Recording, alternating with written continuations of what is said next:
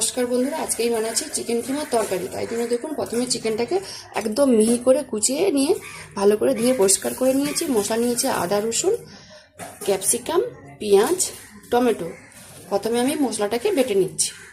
তরকারিটা বানাবো দেখুন কড়ার মধ্যে অল্প সাদা তেল দিয়ে দিচ্ছি, ফোড়নে দিচ্ছি গোটা গরম মশলা, এলাচ, লবঙ্গ, দারুচিনি, জায়ফল। ফোড়নটা ভালো করে ভাজা হয়ে গেছে। এবারে দিয়ে দিচ্ছি কেটে রাখা পেঁয়াজ কুচি আর ক্যাপসিকাম কুচি। চিকেন পেঁয়াজটা দেখুন লাল লাল করে ভেজে নিয়েছি। এবারে দিয়ে দিচ্ছি বাটা মশলা, রসুন আর আদা পেস্ট।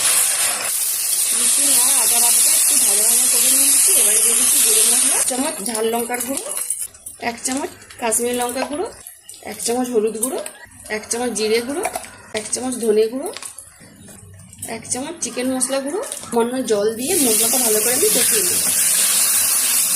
মশলাটা দেখুন ভালো করে কষানো হয়ে গেছে। এবারে দিয়ে দিচ্ছি কস্তুরি মেথি পাতা, কেটে রাখা টমেটো। ভালো করে সব মিশিয়ে নিয়েছি। এবারে দিয়ে দিচ্ছি চিকেনের কিমাটা। ভালো করে সব মশলার সাথে মিশিয়ে কিছুক্ষণ কিন্তু কষিয়ে নেব। পরিমাণ মতো নুন আর উপর থেকে দিচ্ছি একটু পাতিলেবুর রস।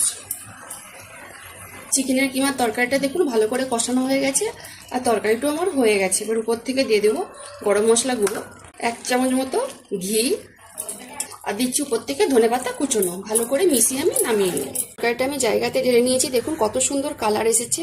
আর এই চিকেনের তরকারিটা কিন্তু লুচি, পরোটা, রুটি সব কিছু দিয়ে খেতে ভালো লাগে। যদি আজকে রেসিপিটা বন্ধুরা ভালো লেগে থাকে তাহলে অবশ্যই একবার বাড়িতে বানিয়ে খাবেন আর আমাকে কমেন্টে জানাবেন। যেসব বন্ধুরা আমার রান্নার ভিডিও দেখতে পছন্দ করেন তারা আমার রান্নার ভিডিওর পেজটাকে লাইক, কমেন্ট, বন্ধুদের মাঝখানে শেয়ার করে পাশে থাকবেন। যারা ইউটিউব চ্যানেল থেকে দেখছেন তারা সাবস্ক্রাইব করে পাশের ঘন্টায় ক্লিক করবেন। সবাই ভালো থাকুন, সুস্থ থাকুন ও সাবধানে থাকুন।